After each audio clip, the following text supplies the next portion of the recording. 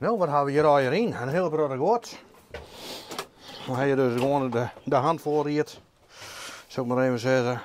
De brievenbusborstels. Hebben we het hier in 2 smaakjes trouwens.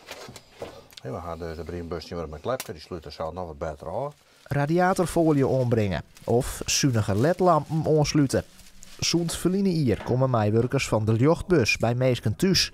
Van Lietse energiebesparende maatregels. En dat is na de lancering zo'n succes geworden dat Meesken moan wachtje matten op een afspraak. Dat had de planning ik weten, want toen is het inderdaad explodeerd en toen werd ik heel gauw volpland. En ja, minimaal 3 maanden wachttijd. Het gaat wel heel snel, dus heel veel vraag naar. En daarna is er een 2e lastbus komen. Dus ja, we rijden nu met 2 busjes erom. Ik kwam erachter dat die radiator dus morgen onstier zonder isolatie is maar. Dus toen had ik vragen, wil je hem dat even voor me ombrengen? Bijzonder onder de Ljochtbus is dat die vergees bij de adressen delgiet. Het blijkt een schot in de roos en ik hut nedig, want er zitten schrijnende gevallen tussen.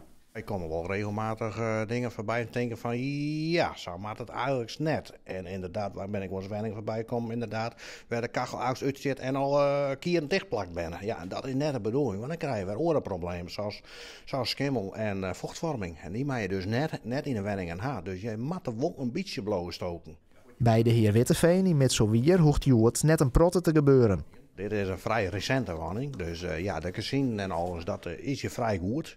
Dus hier zit voor u vrij weinig werk wat dat betreft, behalve de ledverlichting, douchekap, dat soort dingen. Wat Leo en zijn collega's onbelangt, bleven de Ljochtbussen nog een skoft rieden. Er zijn nog genoeg wenningen dat wat ondien worden kan. Op naar de volgende. Op naar de volgende klant. Zullen we dan, ja.